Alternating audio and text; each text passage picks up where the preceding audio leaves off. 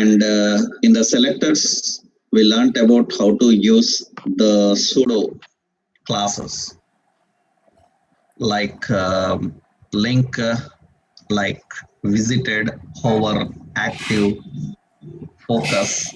All these are all the CSS selectors we learned.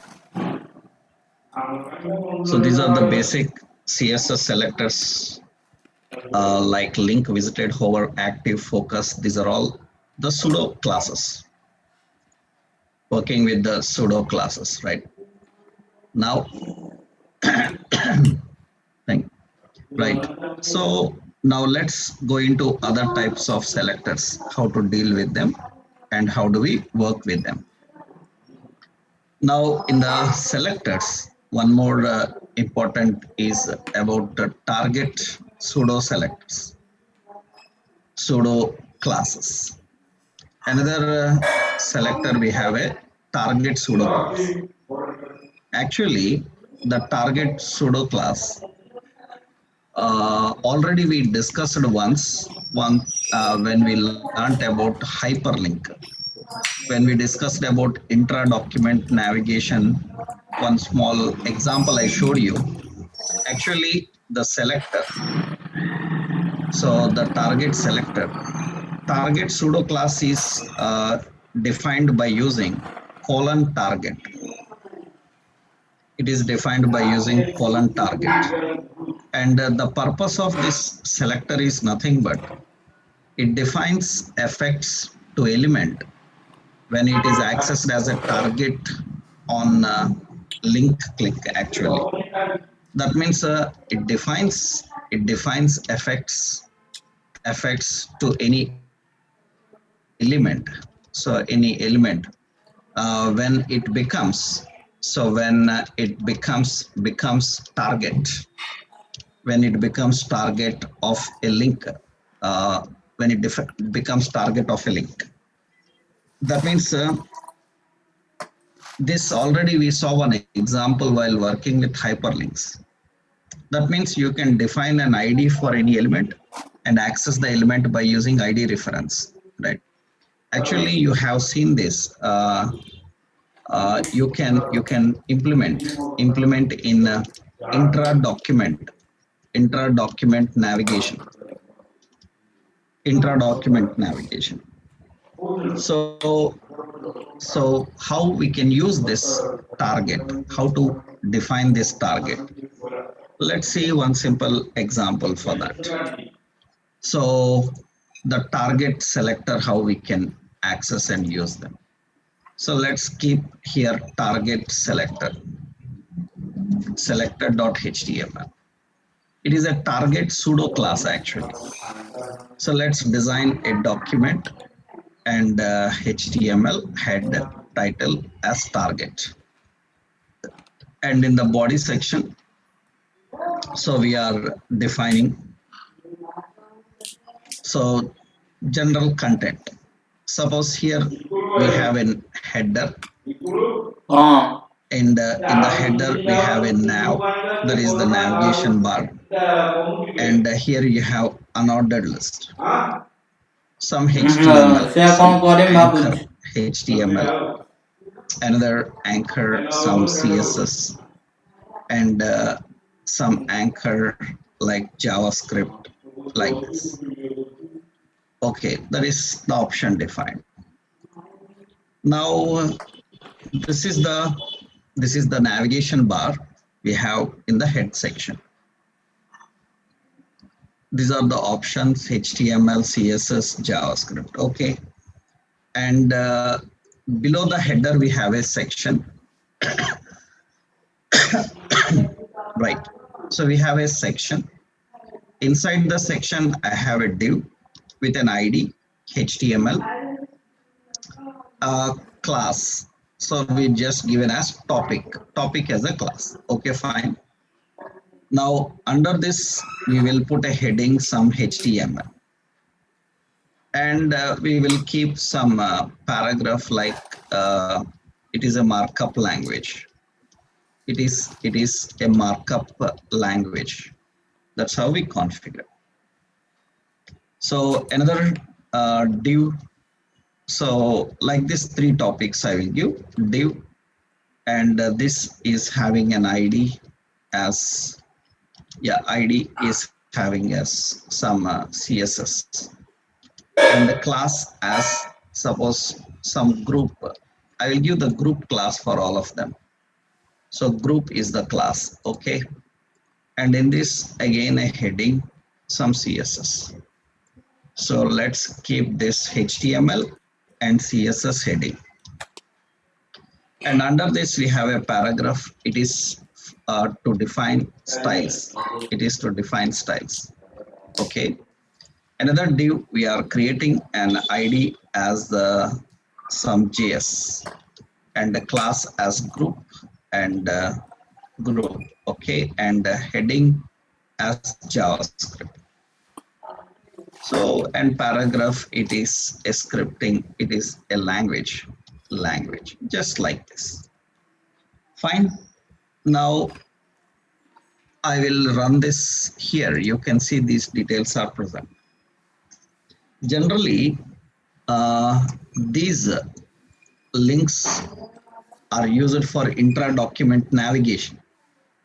So just for design sake, here I am writing a style, and wherever, so we have an unordered list, so we will keep, so list style as none, and display I will give as flexible display. Later you are going to learn about different display styles. So, and list item, every list item will have margin left as some 50 pixels, and the border as 2 pixels solid, and the dark blue, something blue like this. Okay. And padding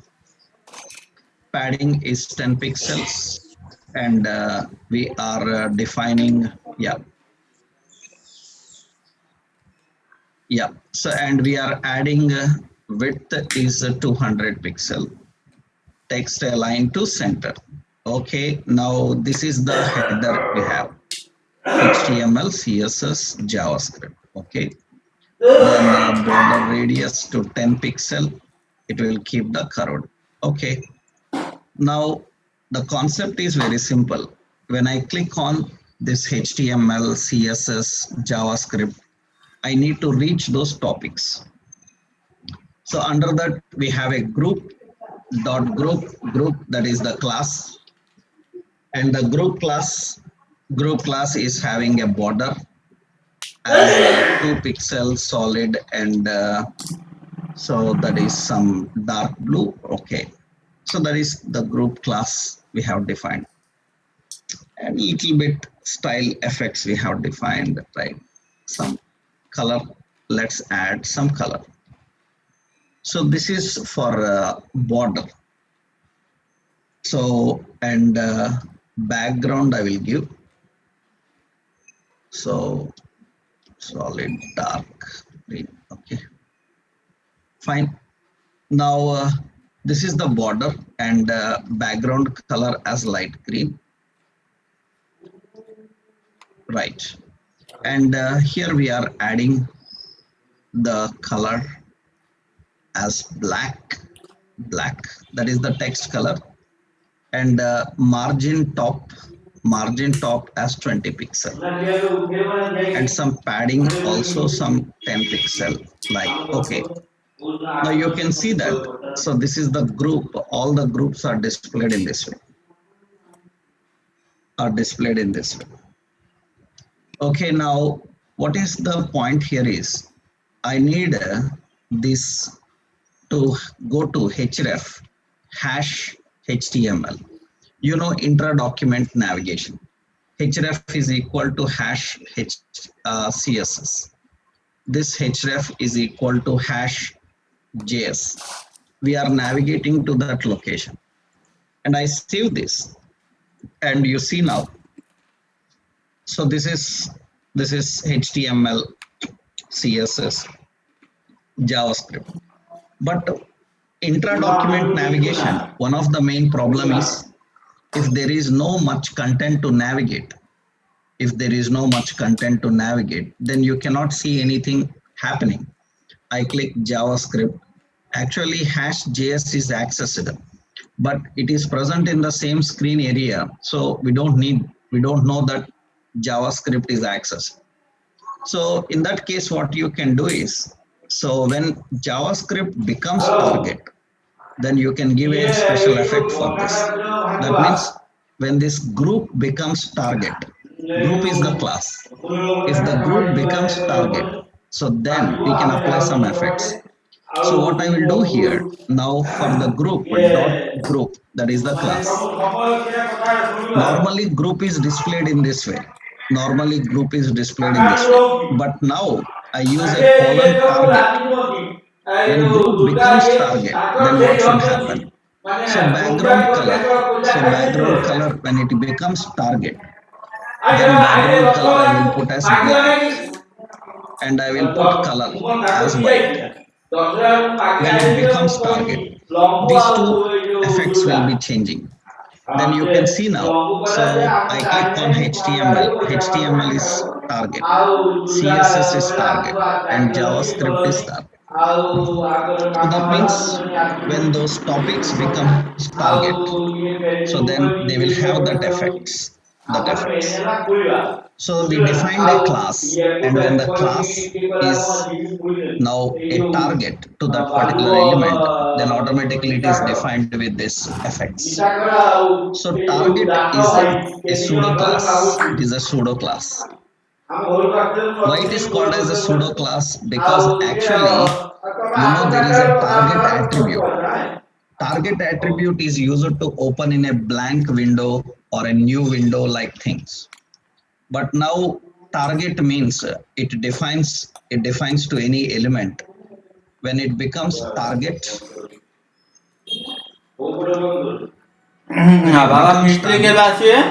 so of any link, not only link, actually you know that you can access by URL also. That means in the URL, if I click here in the URL, I type here hash CSS, then it can directly highlight that CSS.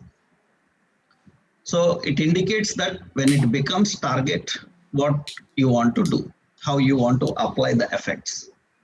This is very good when especially we are using intra-document navigations, and if there is no much content to scroll and view the content. If there is content to scroll, automatically it will scroll to that location. If there is no much content to scroll, then so we have to highlight that.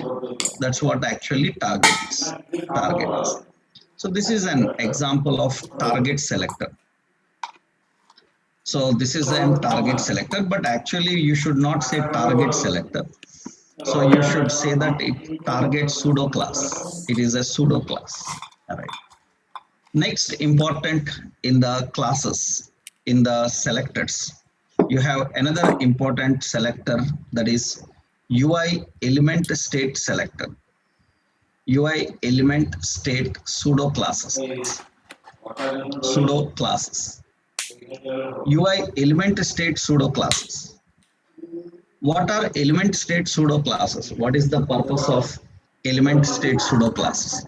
Element state, actually element state is nothing but, so element state indicates the state of element. Element state indicates the state of element from element state of element like enabled, like disabled, like read only, like checked. All these comes under the category of element state. Actually, this all comes under the category of element state. That means according to the element state, we need to apply effects.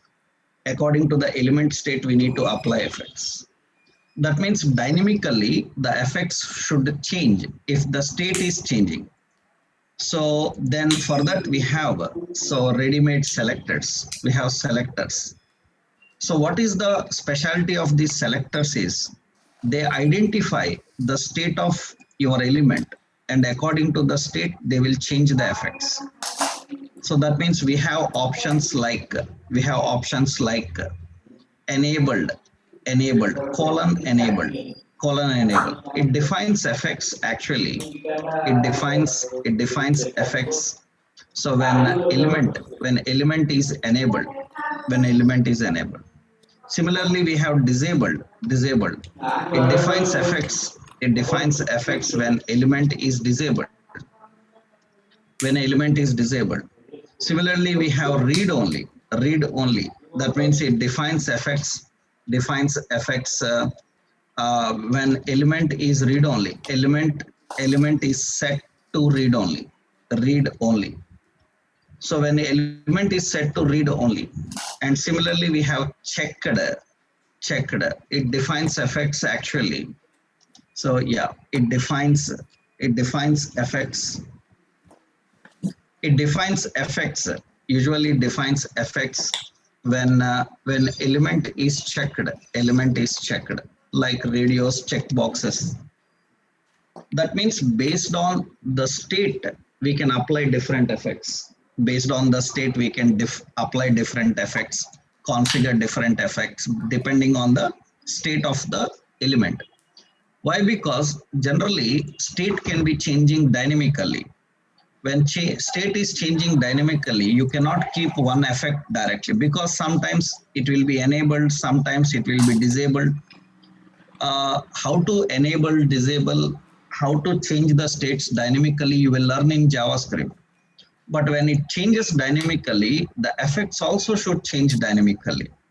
So that is very important. So I will show you. For example, suppose we are creating a simple HTML head. So, and here we are defining head. So a title as the state. Okay. In the body section, I am just defining some options to just make you understand. Like, suppose I have a field set. So a legend and say username. And here we are defining.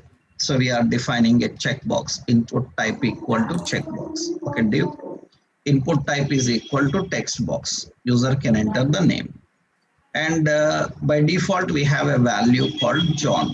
Okay, John. So, and we have a button here. So we have a button as submit. Okay.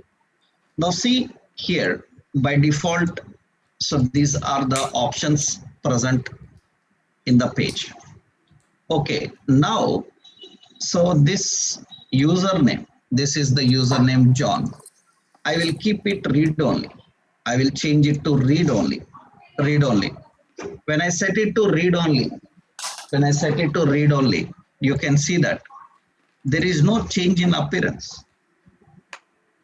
When I set it to read only, there is no change in appearance. There is no change in appearance, and it is not editable.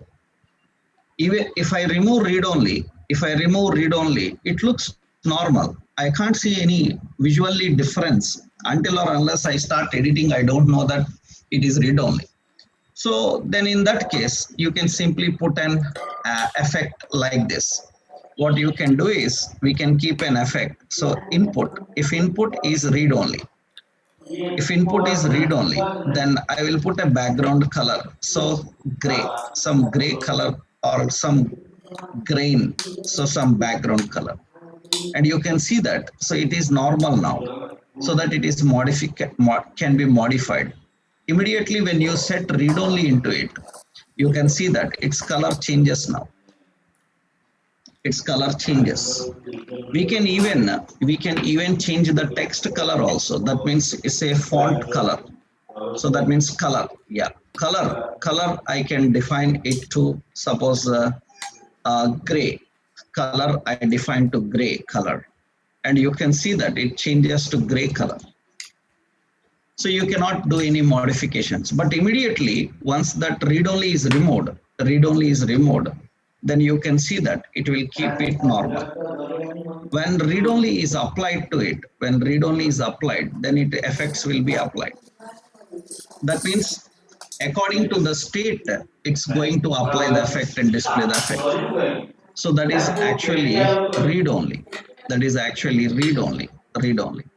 So I will just keep here. So read only. I will copy that. And this is an example for read only, an example for read only. So just a sample example for read only. Enabled, disabled. Enabled, disabled is also, for example, see here. Suppose this button is disabled, because generally what we want is in future when we are working with JavaScript, jQuery, client-side programming and all, we don't want a registration form to submit until or unless it is valid. That means if a registration form is having all valid data, then only it should allow to submit. Otherwise, it should not allow to submit the data. That means this should be disabled. But see, when I disable, you can see that it is disabled. But general, it looks gray color and the appearance will be there. Again, I enabled, that means remove disabled. Then it will be normal. Normal. We can add some more effects actually. How we can add? So simply, wherever button is there, button, if it is disabled, then I will put cursor as not allowed. Not allowed cursor should come. And whenever button is enabled, then I need to put the cursor as a hand symbol. Suppose cursor is grab. Grab is nothing but hand actually. Grab, that means it will get the hand symbol. And you can see that currently enabled, hand symbol will come. And suddenly it is disabled. Suddenly it is disabled. So that means if it is disabled, that means here enabled. And if it is disabled, so that means let's go into that and say disable. If it is disabled, automatically you see that its appearance changed. And when I move the mouse onto it, it will show not available. That means it is disabled. When enabled, one effect. When disabled, another effect. So you may be thinking like every time I have to go to that element and write enable, disable. No, not like that. Actually, we write in programming. So in programming, we will verify whether the values are valid or not. And if values are valid, we can apply the effect. If not valid, we can remove that effect, depending on situation, right? So for that, we need to learn programming through JavaScript. We have to handle such functionalities actually. But effects will automatically apply according to the state of the application. So this is how we can configure for disabled and enabled. This is an example for configuring disabled and enabled. How you can define disabled state, enabled state for applications. So that is read only. So that is enabled, disabled. Checked also, mostly you can see this checked for radio buttons and check boxes. Okay, let me give you that point also now. For example, let's see how we can use the checked properties. Suppose here we have a legend as terms of service. Terms of service. Okay, here we are adding a simple. So here we are adding read our terms and conditions.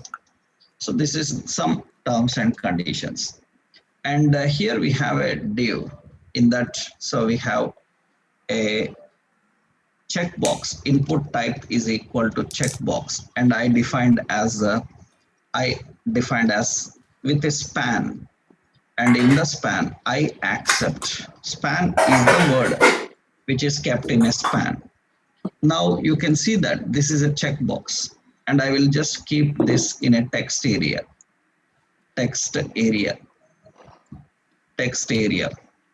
And rows is equal to some 4. So calls is equal to some 40. And it will just look like the text area like this. This is the text area.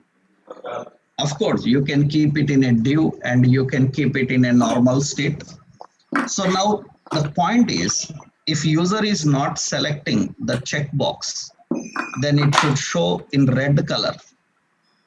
That means the text I accept should be in red color. So that should be in red color.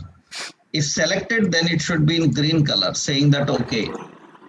So then what we can do is here. So here we have to apply effects to this element, span element present beside text box. How to access the span present beside text box? Can you tell me what to write? How to write?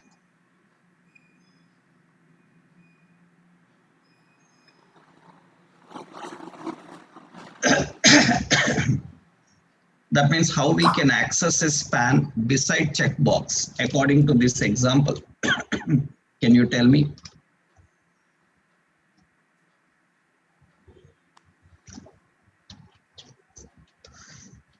How you can access that? Span is present beside checkbox, not beside the div, right?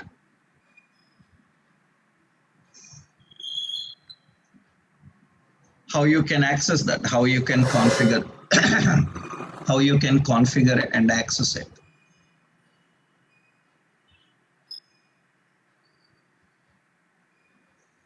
Anyone else can try that? How to configure it? How do we define it? Right? So how do we access a checkbox? So in order to access a checkbox, how to access the checkbox? First, can you tell me that, Logica? How to access checkbox? How to access the checkbox? Can you tell that point first? Which selector is good to access the checkbox?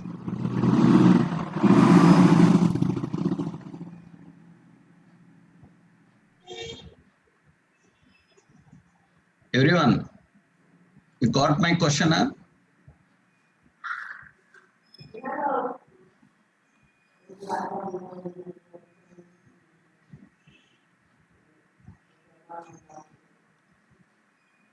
Is it audible to everyone?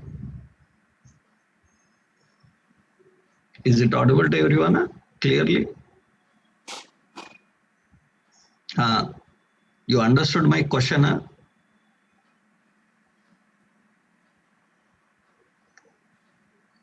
My question is how to access the checkbox. How you can access this checkbox. How you can access the checkbox? We can use attribute selector, na? Good, right? Attribute selector. Input type is equal to checkbox. Checkbox that will access the checkbox. By default, input type checkbox. So we don't want to apply effect for checkbox. We have to apply effect for the span beside checkbox. Then can I use plus span? Is it right? Okay, understood? Am I right? Adjacent, na? We have to apply for adjacent checkbox. Checkbox adjacent span. Checkbox adjacent span means how to write it? Checkbox adjacent span means you have to write plus, na? Remember those selectors already we discussed, right? Now, what should be the color? By default, what should be the color? By default, checkbox is unchecked. If checkbox is unchecked, that color, span color should be red color. The color, and you here that span is red color. I accept is in red color. Accept is in the red color. Now when I checked it, how to verify whether it is checked or not? You don't need any programming actually. Earlier you need to do a lot of programming. Now we have new selectors here. So from CSS3. So input type is equal to checkbox and colon checked. You can write colon checked. If checkbox is checked, then the span as green. That's how we define. the color as green. That's how we can configure. That means the checkbox is defined, the checkbox is configured, then that's how we can manage it. That's how we can manage. So that is the basic approach how we can handle it. Now let's save this and see.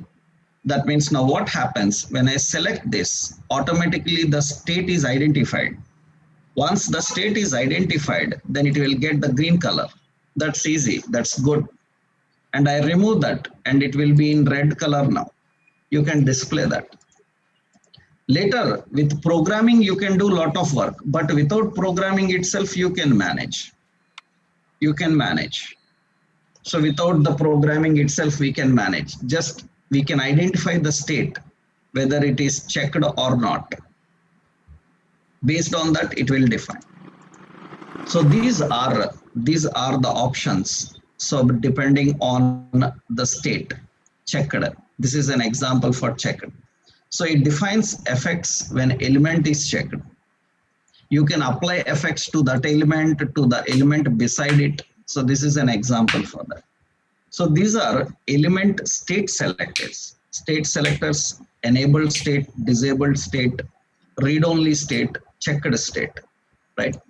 We have another set, that is the UI element validation state selectors. Validation state pseudo classes are there. We have general state, we have validation state.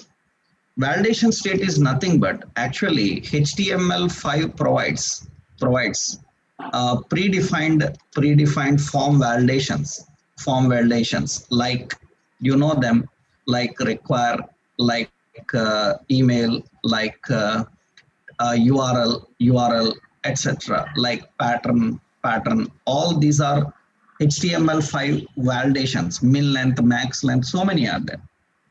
Now the point is CSS can use HTML5 validations to verify the state valid or not, and can apply effects. That is the new thing in CSS3 they have introduced, is based on the validation state you can verify and you can apply the effects. So earlier we need to depend on a lot of JavaScript, but now it can be managed without much JavaScript.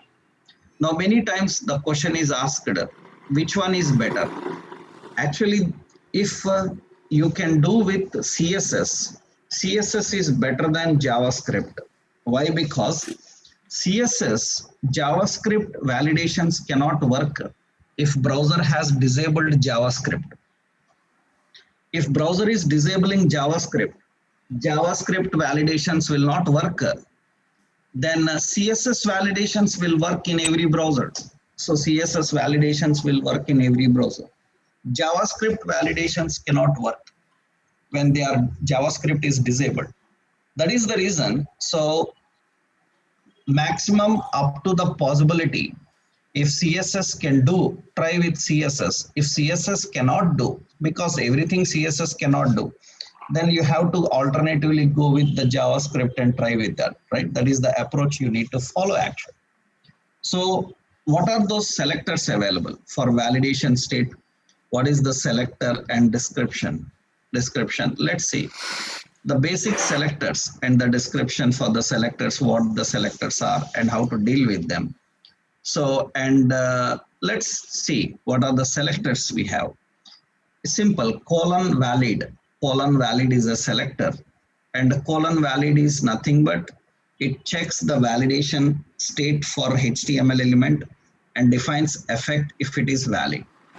That means it defines effects for element if its value is valid against the validation defined. And very important is validation can be verified by using So by using so many things, validation can be verified by using, we have options like min length, we have option like max length. So we have option like required option like pattern. So the option like email option like URL, etc. So many are there. So valid is to apply value if it is valid. Similarly, we have invalid. That means it defines effects for element when it is invalid. That is the valid and invalid. How you can configure the valid and invalid. So we will see one simple example with valid and invalid, how we can manage. So that's a very simple approach, depending on how we can configure those values. So how valid and invalid works, one simple example I will show you. So suppose we are configuring some data here. Let's create a simple form. So valid and valid, let's create a simple form here. And in the form, I'm just giving a class div. So just write some option like class as form group, class as some form group I will give, okay. And here we have a label, just username. So we are adding a label and username. In the label username, I am adding a div, and input type is equal to text. And observe here, it is having some validation. Validation is like, so we have ready-made, required and optional like also. I will keep validation min length is equal to 4. That is the validation. Okay. So here we need to display a span. And the span is saying that name to short. Span is name to short. We are displaying name to short. Now this is the text box, and that is the span beside it. Now here I will give a ID as txt name. Okay, txt name is the ID. You can access the element by using an ID reference and apply the effects also. Hash txt name. Okay.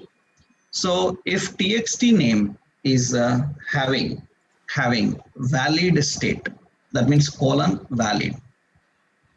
If it is valid, then this name to short should not be displayed. That means plus span. We need to display. We have to set display. We have to set display as none. It should not display when it is valid. And if it is invalid, that means txt name is invalid. Then the span beside it, so should set display as inline. It should set display as inline display as inline. That means here, if the text box is valid, it will apply invalid. You can apply effects for the text box also. So here I am applying the span. Suppose you see now, this is here, and I clicked here and entering the username. It says name too short. And I entered some name correctly, then it is okay. So if it is okay, and if I remove that, then it will display it below 3, then it will be name too short. You can keep your own messages there. You can define the custom messages there. How to handle multiple validations, we will learn. How to handle multiple validations also we will learn. But here the key point is to understand how to define valid and end. Currently I am applying for span, not only for span. Suppose hash txt name dot valid. If it is valid, then I will put border as 2 pixels solid and green border, and a box shadow. So box shadow as some 2 pixel and 3 pixel green color. We are defining that. And if it is invalid, so that means hash txt name dot invalid. If it is invalid, then the same effects, let's change to the red color. And here we are changing to red color. And here we are configuring to the red color, defining into the red color. And you can see that, so this is the green color. Now it's fine. I'm entering some value, then it says red color. So if not entered with value, then also you can apply some color that we will see in the next point, how to manage it. Now, if there are 3 characters minimum, then it is again 4 minimum, then it is again normal, green. The message we are displaying, at the same time, the effect also we are changing. So we can add multiple also, multiple. That means, for example, this is having one more validation. What is that validation? This is required validation, required. So that means here we can put a message, name required. So name not defined or too short. This is the message we are giving. So now you can see that it says name not defined or too short. Initially, because name is not defined, I entered something, then name not defined or too short message is coming. And once it is there, it's gone. I remove this, it will display and the red color will be displayed. You can use the validation for any level. So here it is not too short, it is for this. How to write different messages for different concepts, that you will do in JavaScript, not here. Here you can just put one effect, you can configure one effect and display them, right? So there can be multiple also. Required, I will show you in the next option. Here I will just keep name too short. So what is valid and what is invalid? How we can apply the effects for valid or invalid? You can show hide the messages. Or you can simply configure. You can show hide the messages, or you can simply put some colors and effects depending on your requirement. This is an example for both valid and invalid. Means how we can verify the validation state and how we can configure the validation state. So that is showing the messages and hiding the messages. We can manage that. Another important, so in the selectors, so that is validation state selectors, we have the selectors in range, out of range also. So how we can define in range and out of range? We have in range, and we have out of range. In range and out of range. Actually, in range is nothing but it defines effects for element when input value is within the specified range. Out range is nothing but it defines effects for element when input value is out of range. That means out of given range.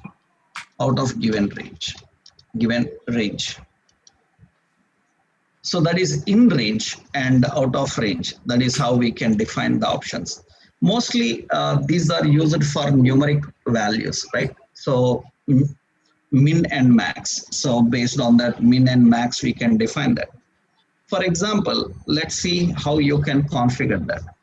So in the same example, this time I will change this div to suppose age. We give an age. And for age, I am configuring an option input type. Input type is equal to number. And minimum is equal to 16. So minimum is equal to 16. And maximum is equal to 35. So we are defining that. And we need to make sure that it is not less than and greater than that. If anyone enters the value less than or greater than that, then it should show this is not min length. So this is minimum value. How we can verify that? And we can define effects for this. That means simple. The approach is simple. What we have to do is, if input, of course, you can access input type number, right? Here I am defining if input is in range, If input is in range, then we will put a border as a 2 pixel solid and green. That is the border we will apply. And some box shadow, some 2 pixel, 3 pixel, 4 pixel green. We will apply the green color. And if input is out of range, so input is out of range. If input is out of range, then we will change the color to red, and we will change the color to red if input is out of range. In range and out of range, that's the option we are configuring. Then you can see that here user have to enter the range, age. I clicked here and I entered some 12, then it shows red color. And of course, you can put a message or anything you want, right? So here I'm entering some 18. Now it's okay. I entered some 25. Then it is error. Of course, you can see that. So it is green. And I entered some 60. Then it shows red. Of course, another point is, there is up down. But if I am selecting down, you will see that it will not go down below that. It is not going down below and above.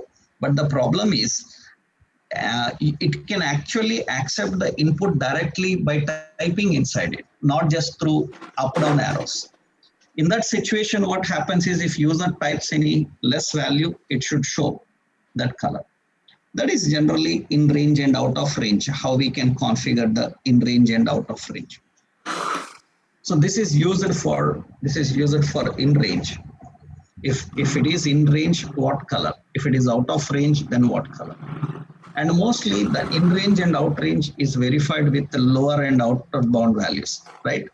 That means range is verified with the min and max values defined for input element. Min and max values defined for input element. Based on that, it will apply the effects. It will configure the effects. Example is this one. This is in range and out range, mostly for numeric types. So, and the mostly for range types, we can define. Range means a slider is there. Input type range, input type number. For this, we can use these options. And that is valid, invalid, in range, out of range. We also have colon required, and we have colon optional. So actually, this is nothing but it defines effects. It defines effects. It defines effects to element. So when it is verified with the required error. So if it is verified when it is verified with required error, when it is required with required error. So optional, that means if it is not defined with required, so required validation, then it is treated as optional. Obviously, it is optional actually. So based on whether it is required or not, if not required is not defined, then it is optional. By default, all are optional only. Until or unless you give required, they will be configured as optional only, right? So that means now how do we define this actually? So defining this is very simple. So suppose I will use another div here, form group. So div, I will keep here class as a form group. Actually, form group is just like space. Form group I will define, and margin top. So margin top as 20 pixel. That keeps some distance between these two categories here. And we have a label. Label is some name. Now here we are defining div input type is equal to text. And if name is not entered, so I have to define.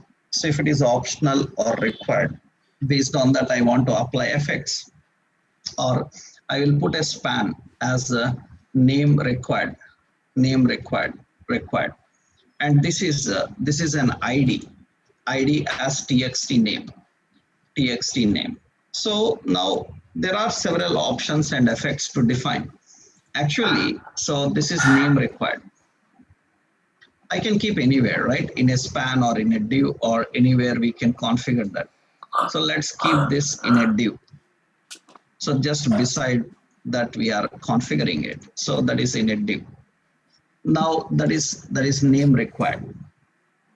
And here I am defining. So the effect here for this. So let's go into the ID txt name. Txt name, if it is optional, that means not required. If it is optional, then we have to get that. If it is optional, then the div beside it, adjacent div, should display as none. Display as none. If txt name is optional, it is not displayed. So if it is not optional, that means hash txt name can have a required attribute. If it is required attribute, then div should display as block. Block inline means it will display side by side. Block means in a new line it will display. Now you can see that. So currently it is not displayed, but later if I give this name with required, then automatically that message will come. And observe carefully, when I'm typing that, it will not disappear. Now don't think that when I type it, it will disappear. Actually, that should be verified. So that should be verified. That should be verified by using validity. Is it valid or not? Is it valid or not? Because required will fire up validation. Currently we are checking, is required mentioned or not? Is required mentioned, then show this message. Whether required satisfied or not, how you will verify? Whether required satisfied or not, how you will verify? So that we have to do that by using so txt name dot valid. If it is valid, then the div is adjacent to it, display we will set it to none. If it is valid, right? If it is valid, then set it to none. That's how we need to manage it, right? That means now what happens is, so required, it is showing like this. So if I don't give required, then no problem. Then if I don't give required and you can see it is optional, then message will not come. So if it is defined with required, the message will come.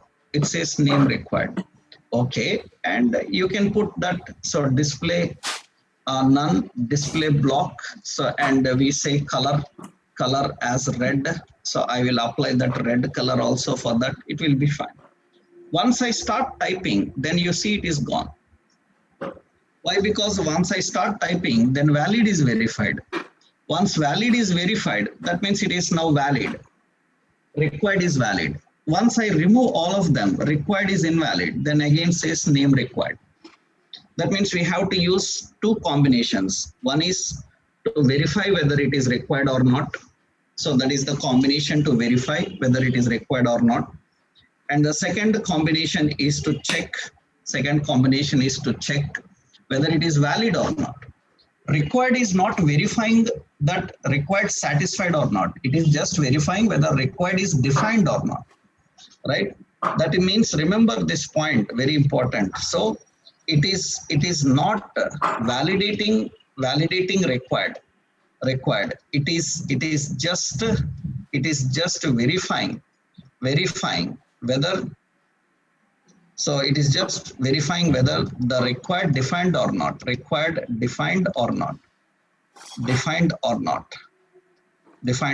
not so validating the required option actually.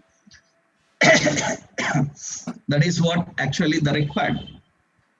So how do we configure the required and optional options?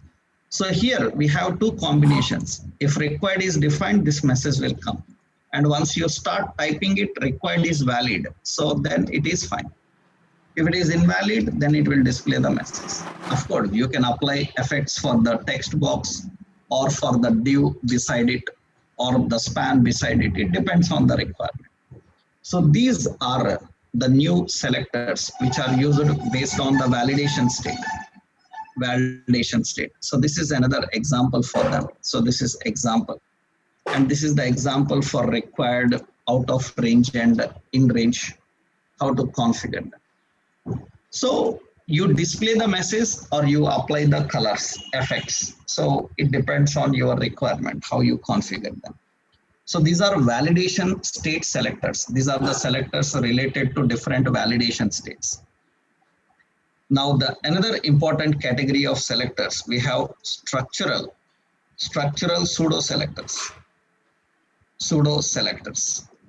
Structural pseudo selectors are nothing but actually you can target your effects. You can target your effects based on the position of element and position of element in parent and child hierarchy. Parent and child hierarchy. Based on the position you can verify. Position means what? Is it first item? Is it last item? Is it second item? Is it third item? Is it odd item? Is it even item? That's how we can manage them. For that we have several selectors. Which can manage the structures. So based on the structure and its occurrence, it can apply the effects. We have a selector and a description here. So based on that, we can apply some effects and configure some effects. What are the structural selectors we are having? That means what are the structural selectors we are having? How do we define them? Actually, we have options like first child. We have option like last child. We have option like nth child. So nth child. So we have option like nth of type. So many are there.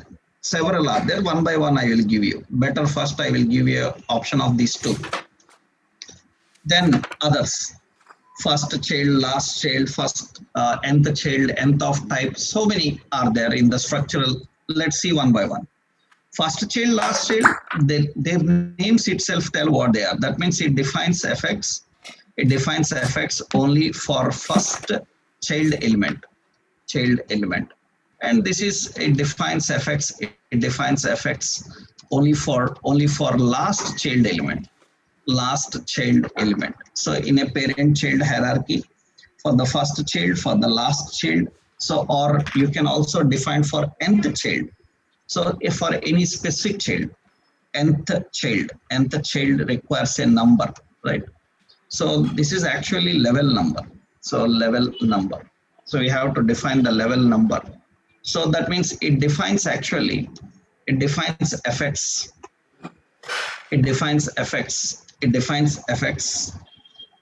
only to specific child element that occurs at given index.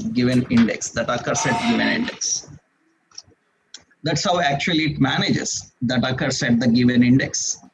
So these are the three basic things. So there are so many more, right? We will see the structural. First child, last child, how do we manage them? For example, so we are giving an ordered list, unordered list. Let's create another one, structural.html. Okay, let's create a HTML page. Doc type HTML, head section, title, and here say structure. Okay, and in the body section, I'm defining, so basically simple ordered list for you to understand, that is item 1. So similarly, item 1 to some options we are configuring them. Okay, now this is the second, this is the third, so this is the fourth and fifth. So, and these are the options. I need to apply for the list items. Then, so here we defined a style and we have OL. So in the OL, we have LI. So list item. For that, if I define color as red, then it will apply for all of them. So it will apply for all of them. You can see that it is going to apply for all of them. I want to apply for the first child element only. Then we say colon first child. We can define first child. And it will apply only for the first child. And in the ordered list, so list item, I want to apply for the last child color as some blue, and it will apply for the last child element. Specific child element, then we have to define the option like OL. So in that we have a list item, this is nth child, and I want to apply, so nth child, so the color as a green. So, but which child? So if I say here, child index number, that is index number here, level number actually. Level number is I defined 2. That means it will be applied for the second one. Don't say index number, level number, that is important. So it's a occurs at the given index, and actually it defines apply for the level number. Don't say index, given level. That means it defines effects only to specific child element that occurs at given level. You see, I given here level number, not index, right? So level number you have to define, because index number starts with 0, right? So level number. So level number starts with 1, not with 0. Index number starts with 0. So not with 1. Level number we need to define. Suppose I am applying for the third. That means it will be directly for the third element it will apply. Now later you can observe that. Suppose I remove the last item. So then automatically fourth will be the last item. It will apply blue for that. Any last item that will be applied, that will be configured, that last item will be applied, first item will be applied. So in between any specific item you want, you can apply. You can change anything, not only color, right? So I want, suppose, font size as 30 pixels, and only that one will change the font size. You can apply anything, any color, any effects, anything you can apply, it will up. So we are selecting it. So based on the selectors, it is going to apply. So based on the selectors, it is going to apply. So that means these are structural selectors. We have first child, we have last child. So the structural selectors will be working based on the first and last child occurrences, right? That is how we can configure. And this is an example. This is an example for the first and last child occurrence. So this is an example for first, last, and nth child references. That is an example for that. That's how it configures the effects with. Now, if we know these structural selectors, now some more important structural selectors. So we have the other structural selectors. We have like nth of type.